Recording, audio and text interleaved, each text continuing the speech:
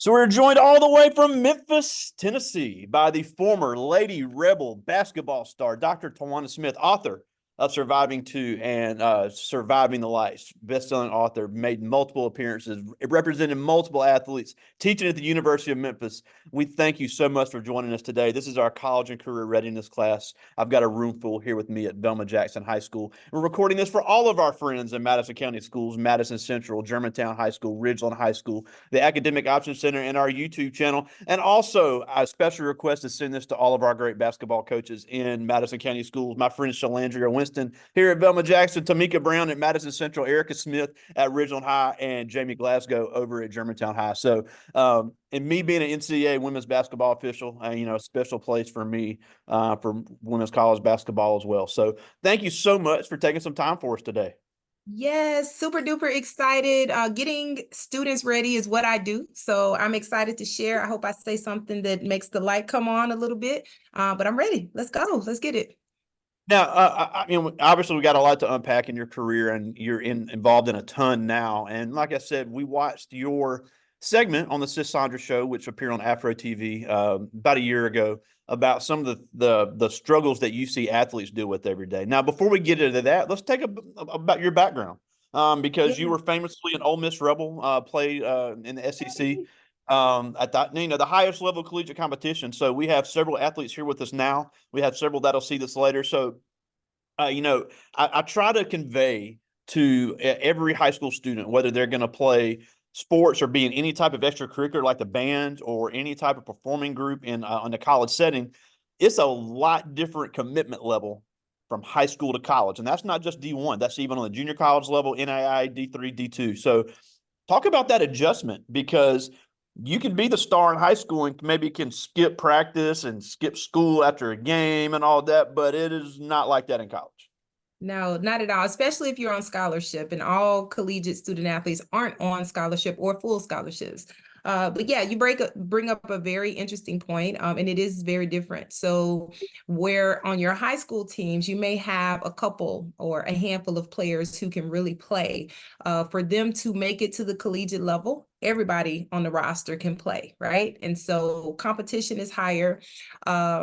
Your commitment has got to be higher. It's got to be a lot of extra stuff. You're not just depending on your coaches or even your teachers to tell you what to do, where to be. You get a taste of adulting, right? Where it's on you to determine how successful you want to be. In that, I would also say that it moves very fast. Right. Yes, the players, everybody, and I don't care what sport it is, everyone's bigger, faster, stronger. Okay. So you've got to step your game up.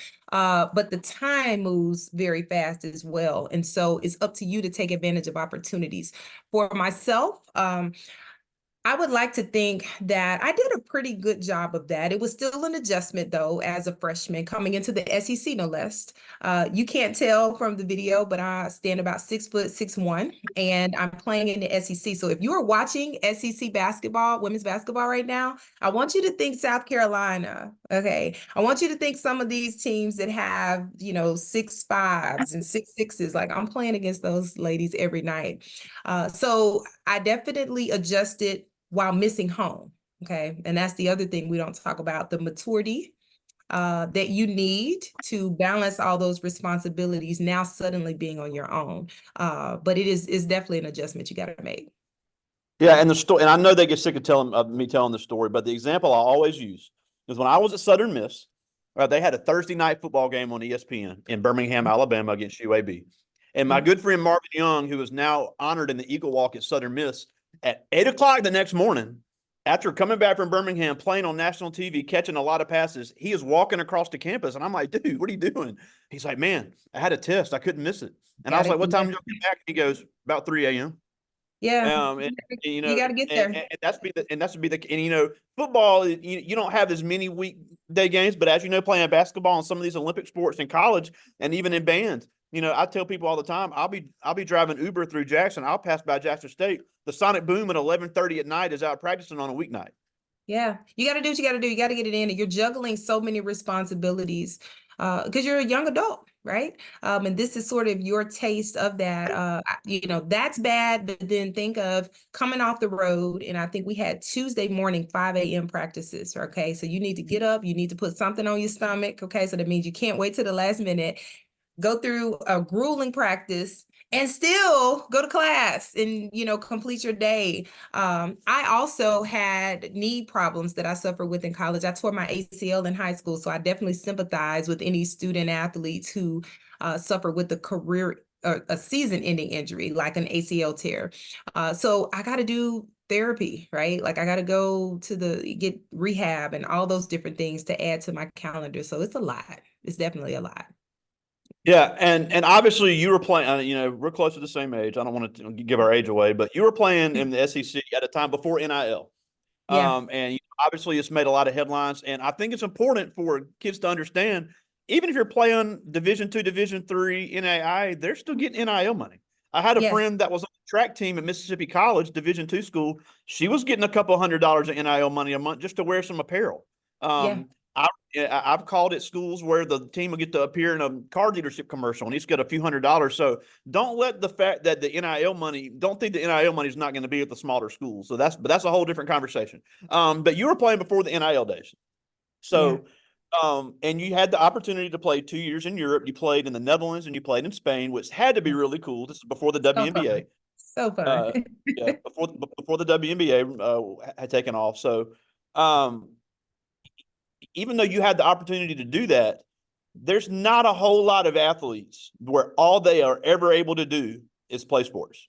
Every single pro athlete that I know personally, uh, at least after they got done, did something else, not only just to keep their mind busy, but because for every Tom Brady, there's 10,000 other people that have played pro sports that aren't able to just stop working.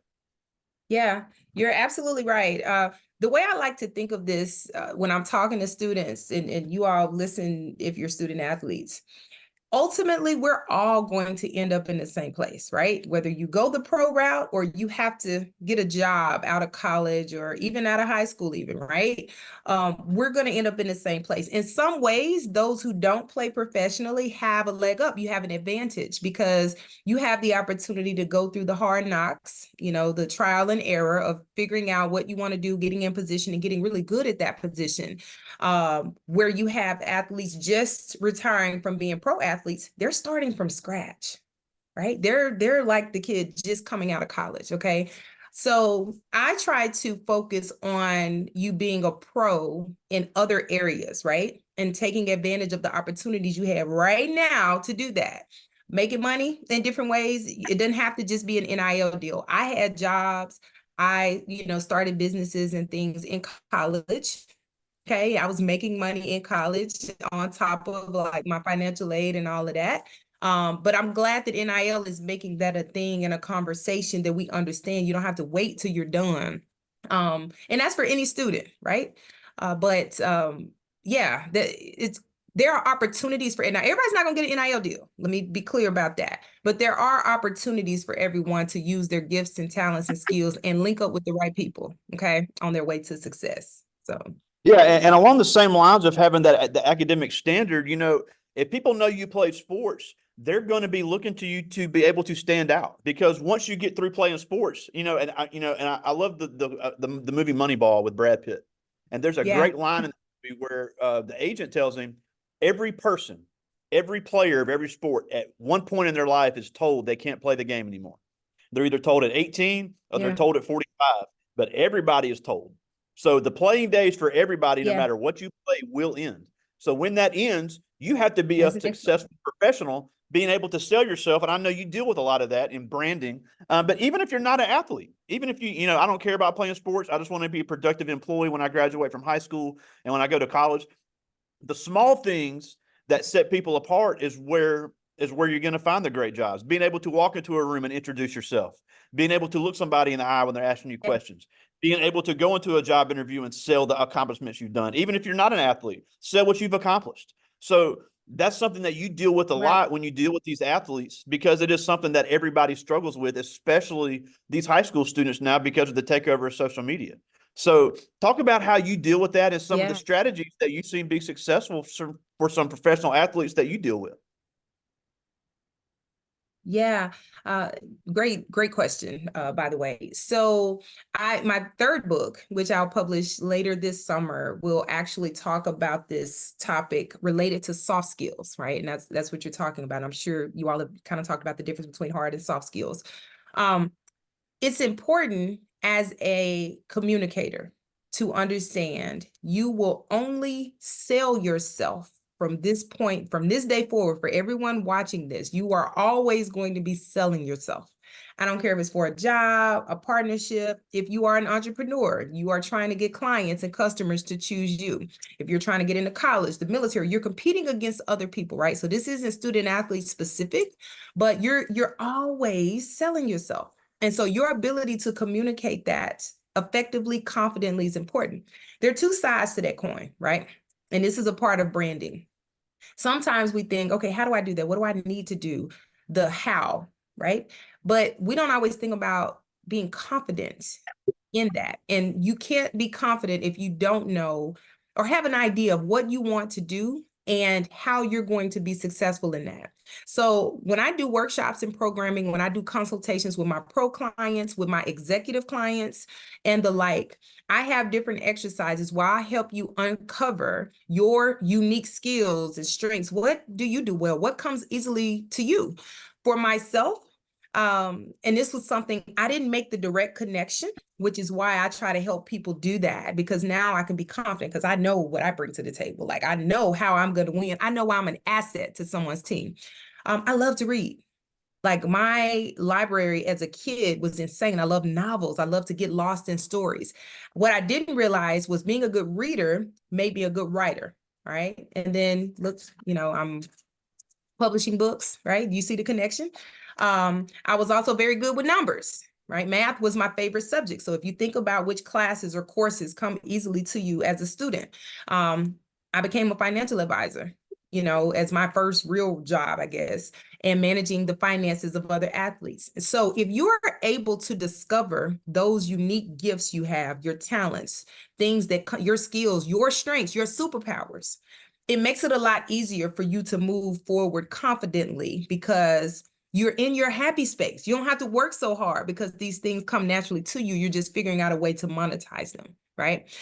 So that's what I would say would be the first step. I've been in the business 17 years, love what I do, right? But I'm around athletes. I've been an athlete my whole life. Okay. I'm talking about money. I'm good with numbers. I have the education to back it up, I'm teaching them how to develop confidence and create brands and communicate, because that's all your brand is. You're communicating to people something about yourself. And I've always been an excellent communicator. So figuring yourself out helps you get the confidence that allows you to figure out how to share your gift with the world. Yeah, and something you mentioned there about how the money side of it. I always say famous doesn't equal rich, and making a lot of money doesn't equal rich. Popular and not paid. That's what I tell you. You can be popular and not paid. Because Vince Young, who won a national championship with the Texas Longhorns in 2005, famously blew through $110 million before he was 28 years old. Yeah. So, he was making a lot of money, but he was living the social media lifestyle, trying to ball out like you saw in the rap videos. And now you see more education for athletes. Alvin Kamara famously doesn't spend any of his NFL money. You have people like Jay Leno, who didn't spend any of his Tonight Show money. He lived off of other endorsements and appearances. So there are ways that you can still generate income without just blowing through it and being smart with those investments. Yeah. It's crazy because it's so noisy in the space. So I'm in the Memphis area. We've got the Memphis Grizzlies here. And of course, everyone I'm sure has heard of the troubles that Ja Morant has had over the past couple of years.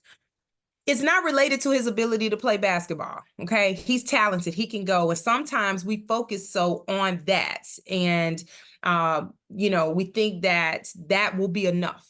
You can't just ball. All right. You can't do that. You have to handle business. That's the area we're struggling in. So while he didn't make a direct poor financial move, right, through an investment or something like that, he did make a mistake in an area that affected his money. Okay. From his brand endorsements, from contract issues and that sort of thing. So you can't have one without the other. If you're going to be a professional, you got to be a professional in everything. And whether you're a student or a student athlete, you can be a pro right now. And that just refers to the way you handle that business, right? Just like your students, if they're not doing what they need to do in the classroom, they're not going to play. Okay. So if you adopt that mindset, this is what I have to do, and I'm going to be great at that. When I tore my ACL as a junior in high school, I was one of the most highly recruited girls basketball players in the state of Arkansas. Okay. As a sophomore, coming to my junior season, tear my ACL. A lot of schools backed off of me. I rewarded Ole Miss for, recruiting me consistently. But one thing I learned about myself, I didn't like having the game taken from me in that way. And so I became this overdoer, right? And everything else I said at the front of the class, like it was, okay, I can't be on the court. I'm gonna make straight A's. Like I became this super student because I love to win. Winners just win, y'all. If you're not hearing anything else that I say, winners just win, and they win in everything that they do, not just one thing. So I try to share that mindset when it comes to the business, behind the game. Yeah, and also I think it's important too, with it being Women's History Month, about how, there really is a ceiling of accomplishments that women are starting to break. You look at Jennifer King, who I admire a lot. She had to be, she didn't just walk into the I know she's with the Chicago Bears now, but she was with the Washington Commanders and the Carolina Panthers before that. She didn't just show up and knock on the door and say, "Hey, I'm here." She had to prove. She did some unpaid internships actually for a couple of years with Ron Rivera, and then she works her way up through an NFL coaching ranks, and now she's still the only black female assistant coach in the NFL. Obviously, people are going to doubt her, and it's not right. People are going to doubt her because of the color of her skin, and it's not right. It's not fair. But there is a higher standard that certain groups are held to, and Yeah. it's wrong. No, right or wrong. We can talk about right or wrong all day long, but we all know it's true. Yes. We have a lot of first generation Americans that'll see this later. Our demographics of our school system is changing. They may be the first person in their family to go to college. They may be the first person in their family to be a certain type of profession. But just because it hasn't been done before doesn't mean you can't be the best at it. Absolutely. Absolutely. Great point. This is such a great time to just be in this space, in any space, right? You have the opportunity to create whatever you want to create. You can be whatever you want to be. And it sounds cliche, but it's true. I'm a first generation student, and I have basically created my own lane in sports. There isn't necessarily one sport major or one position you can apply for to be a sport manager, an athlete manager, so to speak, right?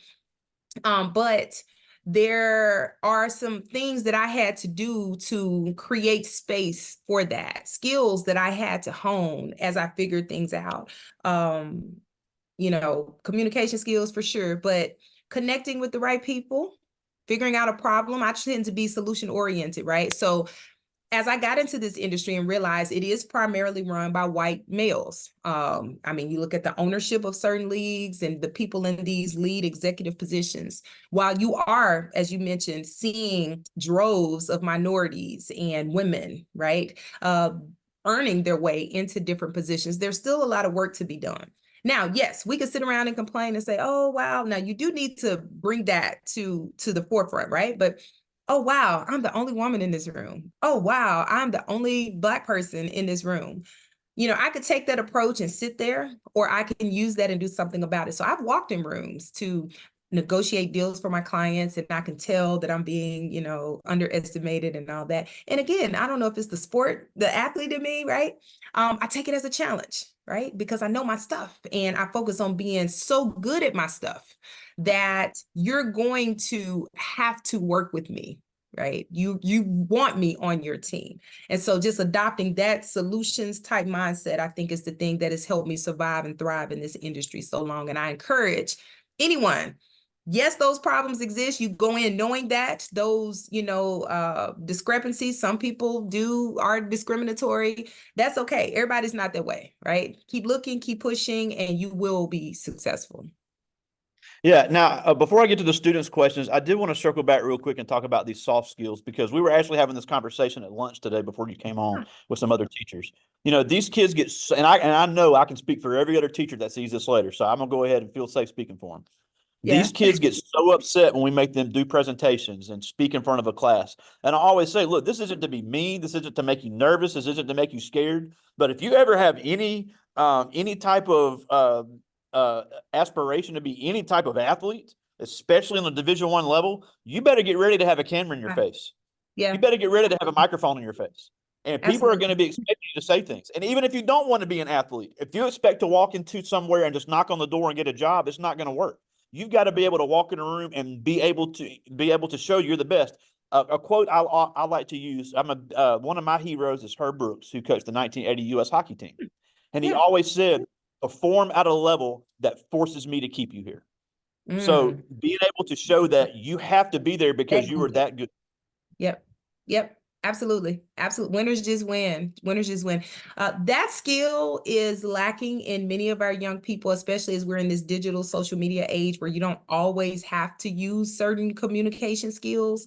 Uh, but the mantra for us as student athletes should be practice is the thing that makes perfect. If you don't spend time in your mirror or, going through this with a friend, you will never be good at that. You will never get rid of the jitters and anxiety that comes from communicating in professional situations. And so that I applaud you all. I have a whole program called Pro Ready. Again, I'm about readiness. I need to ensure our students and student athletes feel ready. That confidence is a big deal when it comes to you executing, right?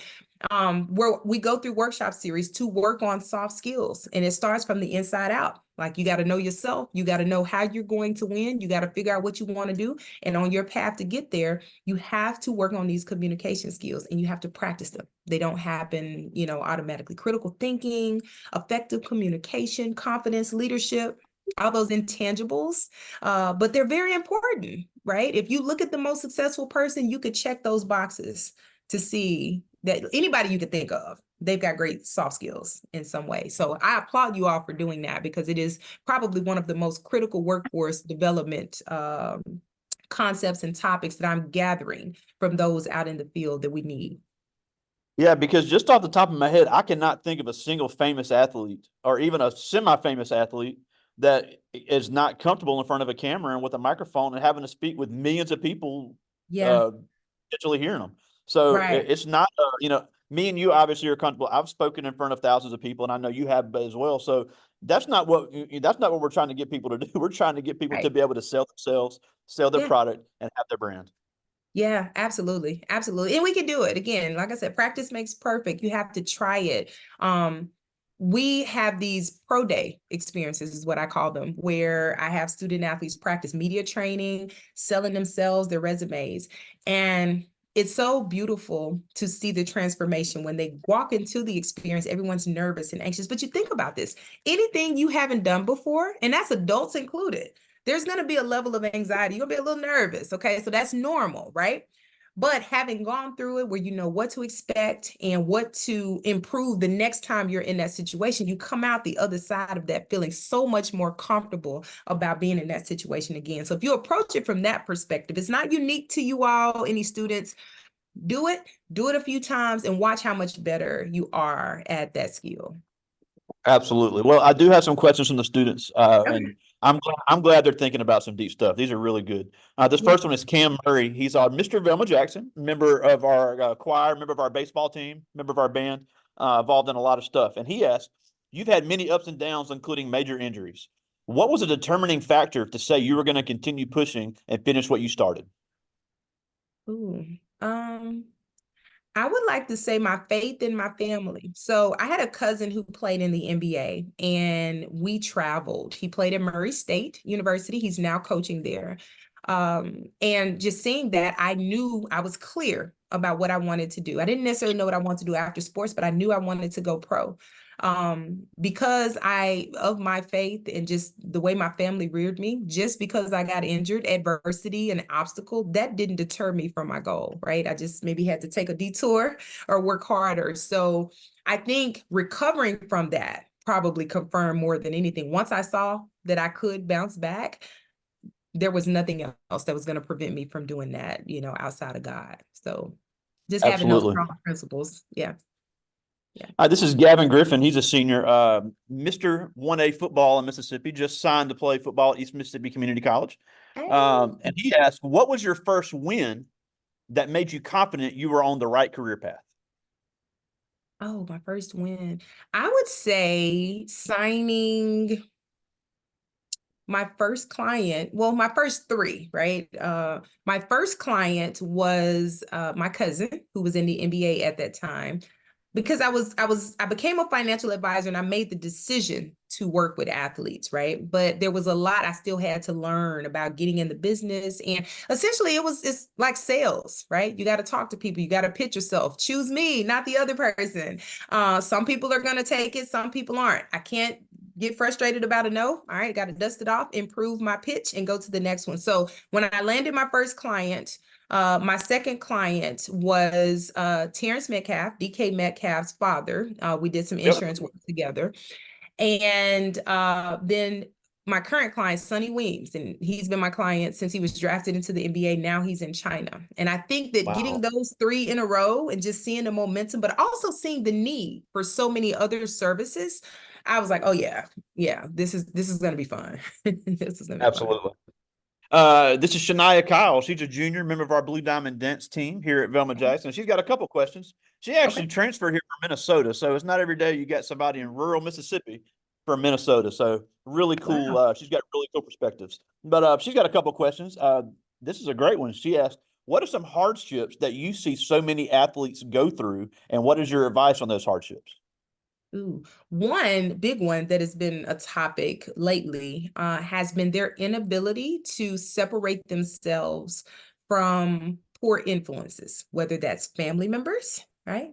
Or old friends that made the decision they just didn't want to clean things up enough to go with them. Okay. And that's hard when you've been around people your entire lives and you see you're going in an area that they aren't willing to make the adjustments to go with you. They're not willing to stop doing what they're doing every day, whatever that is, to be a part of something positive, productive. So that's probably been the most difficult thing to help them work through some of those transitions in their relationships, right? But yeah, I would probably say that's the most That's a difficult. common tale. Now, her other question is, and I love this one too. She asked, did you ever feel out of place transitioning from high school into a major university?" Yeah, I did. There were times, of course, I'm coming into a team that was already formed, right? So you have players who have played together before I got there, and I'm trying to find my way, figure out who can I trust, and does she really like me? But we're competing for positions, okay? So like, so I had to find my way there. Ole Miss is a pretty large college, especially coming from high school. It's a lot of folks on campus. So Yeah. finding my way around and just figuring things out, it was very difficult. I'm thankful though that I was able to come into college as a part of a team, because that did help Yeah. me assimilate into college life, because I had folks that I know we were going to be around each other every day, and we began to form relationships. So that was one thing, but then also it was only like an hour and 15 minutes from my home. And so I was able to see my family quite often. So that helped me that first year make that adjustment into campus life. Yeah, and that's a good point because even if you're not going to play sports, wherever you go to college, get involved in something. Whether you community college or university, there's so many student organizations for you to get Yeah, involved in, and it goes back to networking. If people don't know who you are, you could have a right. 4.0. It doesn't matter if you didn't get involved in your college experience. That's So true. That's even true. if you don't even live on campus, even if you're a commuter, you can find student organizations you can be involved in and Yeah. still great for your name and your brand. Now I Yes, tell this story all especially if the you're a time. minority. Let me just say, especially if you're a minority, this really helps you. And I don't care, gender or, faith-based or sports, Greek life. Like there's so many different ways that you can connect with other people. So yes, definitely take advantage. Yeah, and then all the PWIs have organizations for all the minority groups. They have the Black Student Union, they have the Hispanic Student Association. So there really is a place to find your Yeah. tribe when it comes to that. But I tell the story all the time, because I went to Madison Central, and this is Mhm. before Ridgeland and Germantown, so we were really the only show in town other than Velma Jackson. and I graduated with around 500 people. Now, I Wow. went to Southern Miss, and I went, again, big university. I'm in a class with 500 people for a class. I did fine in the class, but there was literally a person in that class I had known all my life, and I did Yeah. not know it until the last day. It is that easy to get lost in the shuffle. Yeah. So, yeah, now luckily nothing bad happened because of that, but that's just a perfect example of it Yeah. is easy to just be another face in the crowd. You got to find a way to you got to find a way to stand out. Right. Right. Yeah. Good stuff. Good advice. I love this one. This is Tierney Kirkland. She's in ninth grade, one of our Okay. basketball players here at Velma Jackson. Hey. And she asked, at what point in your life did you decide you wanted to write books? That's a good one. So I had been in the business 10 or 11 years when I wrote my first book, Surviving the Lights, and it did become a bestseller. Uh, Basically, I'm working with these athletes, and at that time, I think I was working with around 40. I had worked with around 40 or so athletes and managed them, but I was seeing the same issues, right? Like the same gaps. They're not making good decisions with who's representing them. They're not taking care of their bodies. They don't know how to set up nonprofits and do community work. So I wanted to write a book that would be designed to help high school and college student athletes. If you are thinking, dreaming of going pro, let me show you how to avoid the things, right, that most athletes go through and start thinking about all of the things that come with being a pro athlete. So there's so many chapters, there may be 15 chapters, and I focus on a different elements of the business side of sports that you should be familiar with. Like, how do you protect your mental health? What do you need to do with your money when you first come out? How do you even create a legacy? Just to kind of get your mind wrapped around all the things you need to be responsible for as a pro. So it was just designed to help more student athletes and be preventative rather than reactive to helping them work through those things. Absolutely. This is Deja Weaver. She's a senior, one of our volleyball players here at Velma Jackson. And Okay. she asked, who are the biggest role models in your life that you can credit your success to? Yeah, mom and dad, first and foremost. My parents were extremely engaged in sports and school, but it was very special. And I try to encourage parents to support their kids. It was special to look up and always see that they had my back, right? Like I could take risk and I could just jump to the moon because I know they were there. So my parents, and then my cousin, Marcus Brown, who again, when I was coming up, he was in the NBA, so I could watch his journey. He took me behind the scenes and I got a firsthand view of so many business related things. And that's really what drew me to do what I do today. So my mom and dad and my cousin. Yeah, and I think that's important too because we all see, I know Steph Curry just signed that ridiculous contract, but you got to look at behind the scenes. First of all, he's paying state tax in California, which is going to take a lot. He's paying Yeah. federal income tax in the highest tax bracket. He's paying an agent, he's paying a manager, he's paying unreal health insurance because he has a hazardous job, and then he's paying a Yeah. huge mortgage on a huge house. Now, luckily, he's got enough endorsements and his wife makes a ton of money as well. He's not going to be hurting. But I think that's important to know. Yeah, you see the big dollar sign, but that doesn't include all the deductions before they ever have a check for themselves. Oh yeah. Oh yeah. Oh yeah. And they just don't think that far ahead. They see the gross, not the net. Okay. Gross, the total amount that they earn. And like you say, before taxes and insurance and all those things. And the net, what they actually take home is very different. So yeah, for sure. Absolutely. Now, I love this question here. This is Christian Mitchell. She's a senior, member of our track team, volleyball team, and powerlifting team. So she's a triple Wow. athlete. Yeah. She asked, you're obviously an advocate for athletes. At what point in your career did you decide you wanted to be an advocate for athletes? And do you feel like athletes' voices are heard more now that you have become an author? Good questions. I would say about the time I wrote the book, right? Just kind of seeing how widespread many of these issues are. I mentor at least a couple dozen every year. I mentor different athletes at different stages. One thing I found is that they are seeking help and answers, right? Like they recognize there's some stuff we don't know. Like, what do we do and how do we get ahead of the curve? So that's kind of when it hit me. And I would like to think that some of the resources I've created, programming, the messages and all of those things, they are important to giving athletes safe spaces, right, to share.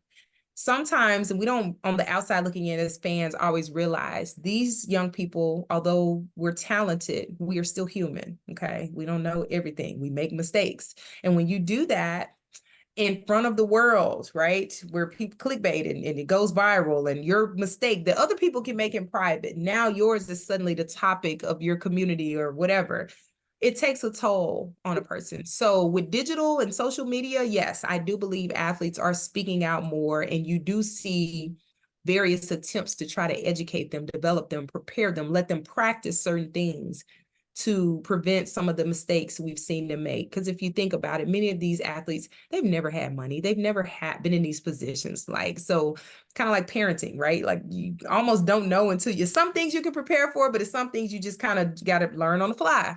So I appreciate them, and anyone who can speak up and say, you know what, I don't really understand this. I need some help. And we've got to normalize that, and we'll probably see more, speak out about the help that they need. But yes, I take what I do very seriously.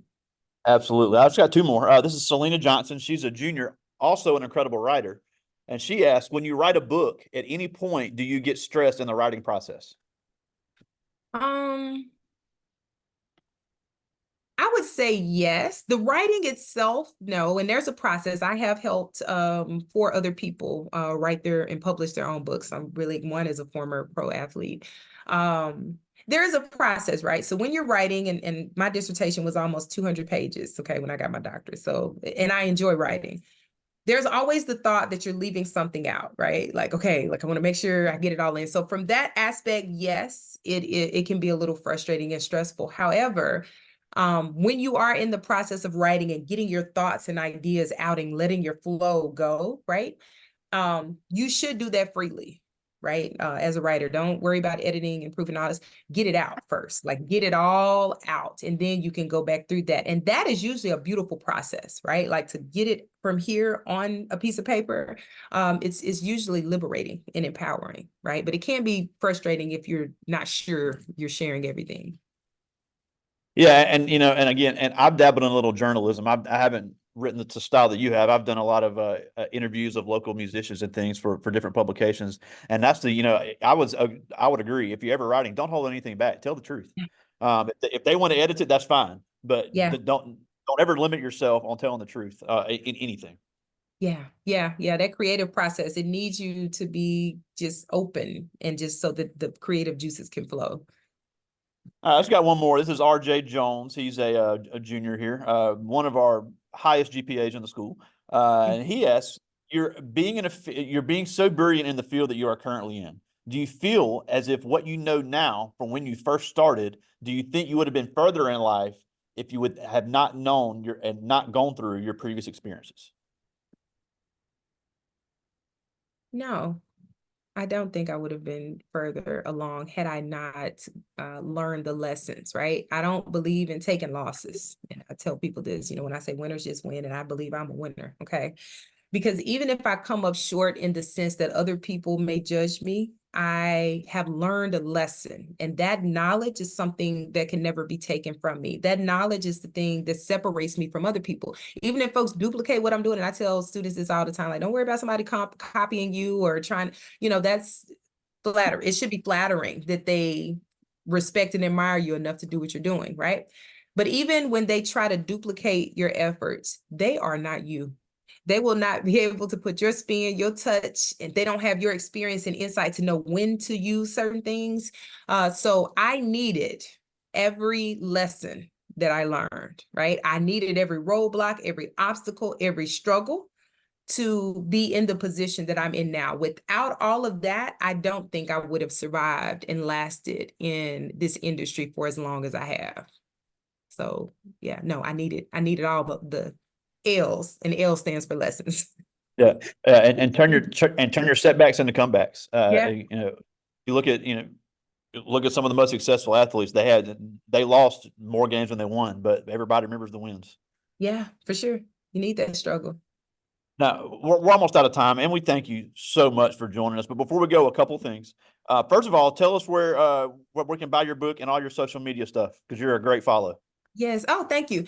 So you can go to my author page on Amazon. Just go on Amazon and type in Tywanna Smith. And both of my books are there. Or you can go to my website, tywannasmith.com, and you'll see everything that I do, all my speaking, just everything, my programs, books, and get a link there. And I am on Instagram, Facebook, and Twitter sometimes, and LinkedIn. If any of you all are 16 and up, check out LinkedIn. It's a different type of social platform. I'm still trying to get my college students even to get on. But this is where professionals meet, right? So there are tons of things that you can learn from there. And it's Dr. Tywanna Smith on all of those platforms. Yeah, and I always say, kids want to follow all the celebrities, and that's cool because I like keeping up with certain celebrities too. But find positive people to follow. Find Yeah. people that are gonna, when you're on your social media feed, they're gonna breathe encouragement to you. So no matter who you are, I think that's so important. But the last thing before we go is, you just had such an amazing career that has spanned multiple countries, multiple cultures, multiple disciplines with all kinds of people. And these kids are getting ready, whether they want to admit it or not, or accept it or not. These seniors that I have in just a few months, they're going to be graduating from high school. Some of them going to play sports, be into other activities. And and I'm not big on offering opinions on these, but my opinion is that no other time in your life has a larger transition from the time you Yeah, graduate from high school to your next step in life. Now, there's other absolutely. times that have transition, but nothing's bigger than that. So it's all coming for all of them. So what can they do to be prepared for that transition when it hits them right in the face? Yeah. First thing, take a breath, right? Give yourself grace because it is a scary transition, right? So if you're feeling the anxiousness, that's so normal. I would be concerned if you weren't, right? First thing, take a breath. Second thing, I would say, know yourself. So take some time to figure out some things about yourself so you can figure out which position you need to be in to be successful. That's what athletes do, right? Lastly, connect with a mentor. I'm a huge proponent of mentorship. If you don't have at least one person that you can call up on or that will call up on you, whether you ask them to or not, to ensure you're making the right steps. Sometimes there are questions you don't even yet know to ask, right? And there are answers that you need right now. So take this time, these next few weeks, to find a mentor, right? Someone that can help you stay on track and figure out what you want to do after this transition. Absolutely, because it's coming faster than you realize. It We got is. spring break next Just week, and then breathe. it's a sprint to the finish. Yeah, just breathe. Just have fun. Enjoy the moment because it goes really fast, but just breathe and give yourself some grace and know that it's normal to feel a little nervous. Absolutely. Well, again, we thank you so much for joining us from Memphis today, Dr. Tawana Smith. Now, I won't do this often, but before we go, give us a hottie toddy. Hotty, hotty toddy. All right, talk to you soon, my friend. Thank you so much. I appreciate it. Good luck. See ya.